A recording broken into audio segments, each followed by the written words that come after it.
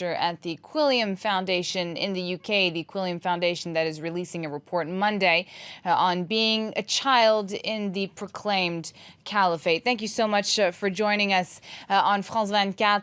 According to your report, some 31,000 women are pregnant inside IS group territory. Are these 31,000 future children bound to fall under the group's spell? Yes, I think what we were analyzing within our report for a 6-month period up to February this year were 254 unique pieces of propaganda released by the Islamic State featuring children. And the reason we did this is because we wanted to know what role do these children play and what are they being taught. Many of the pieces of propaganda are very brutal, they're very violent. Children are either committing acts of violence or watching violence and being normalized to it. But a large part of the propaganda is also the state building project, the utopia, the educational system. And what we found is a systematic religious and educational indoctrination involves not just children. The families are part of this too. Society is part of it.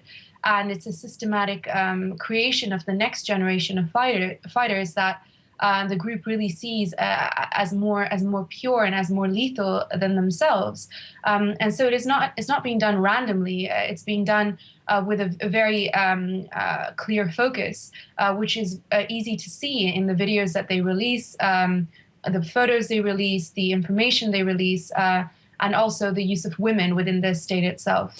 Now, the propaganda and the children that you're talking about here, this is, I imagine, to assure the Islamic State Group a second generation, kind of a future, right? Precisely. It's a two-ended idea with children. The first is that unlike older recruits who would have converted into a radical ideology, an extremist ideology, and then migrated or made hijrah to Islamic State, children are seen as very pure. They're clean slate. They can be taught anything of which families are a part. Mothers play a key role. Teachers play a key role. The second is the training in the educational curriculum. Yes, there are aspects which are about theology, about nationhood, of which Islamic State is superior, about the role that humans play in society. But there's also physical training. There's hand-eye coordination. There's how to use guns. This is all normalized in the curriculum. For example, learning how to count can be done using pictures of tanks, using pictures of guns. And so children become very normalized to violence. Yes, go on. What is the risk in the short term and the long term for these children? It's a massive risk, and there's a big risk for the societies from which these children go as well. As we've seen, there's up to 50 British children who have gone from Islamic State. There are many other children who are traveling with their families from other nations in the world. And these nations have a territorial responsibility should these children decide to return or they escape from the Islamic State to reintegrate, rehabilitate, and re-educate these child soldiers, of which we simply do not have training programs or any systems in place so far. So that was my next question. Can the effects of this indoctrination be reversed? The basis we have so far, and that's why this report has been published with child soldiers, is the DDR programs that are in place for child soldiers. But it's a very different situation here because the education and the religious component is much stronger in Islamic State. And so a part of the report, the last part of the report that we're releasing tomorrow, is policy recommendations, the need for information sharing, the need for society, for multiple actors to play a role in rehabilitating these children, because just reuniting them with their families is simply not an option when the families are the ones who are part of the radicalization process. Are girls and boys indoctrinated differently? Yes, they are. From the teachings and the curriculum that we found, girls are taught that their roles are very different.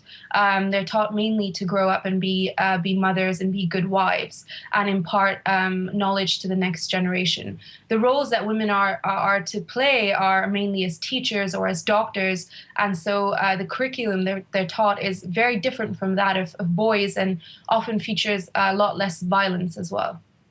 What about the risk for children outside the caliphate? You spoke about 50 British children, and we just aired a report on a pair of 15 and 16-year-olds as they also these children are being indoctrinated from afar, it seems. Is that something that the Islamic State Group has pointedly tried to do? I think what we're showing is, and which was very difficult to do, was the degree of agency. Because a child is anyone below the age of 18, but a child that's traveled as a few months or a few years old with their family actually has very little role and responsibility to play in the decision-making process. Whereas a child who's 15 or 16 who has been radicalized by propaganda is obviously made an active decision to go and join the Islamic State. And so the role and the responsibility that children have to play here is very different from child to child, and so has to be analyzed on a case-by-case basis. But one could almost argue that if a child makes that decision with agency, as you say, at 15 or 16, that could almost be easier to reverse than a child who is a clean slate and who has never seen anything else and who is surrounded by also a family that brings them to this place. My first response to that would be yes, but then also when you look at a child, the reason that we use the definition of a child as under 18 is because the child's cognitive functions have not fully developed. So one could argue that even a child at the age of 15 is still vulnerable in a very different way from an adult who's had an adult decision-making process, who has had roles and responsibilities, has had experience in life, which a child simply has not. And so in the report, what we've seen is, what we've advocated for is that these are all children, they are all victims, they've all been subject to abuse of some form or the other. But yes, the approach, the reaction will be very different when looking at a child of, say, 15 or a child of, say, 2 years. Thank you so much, Nikita Malik, for joining us on France 24. Nikita Malik, a senior researcher at the Quilliam Foundation that's releasing a report Monday on indoctrinating children in the Islamic State Group. Thank you so much for joining us.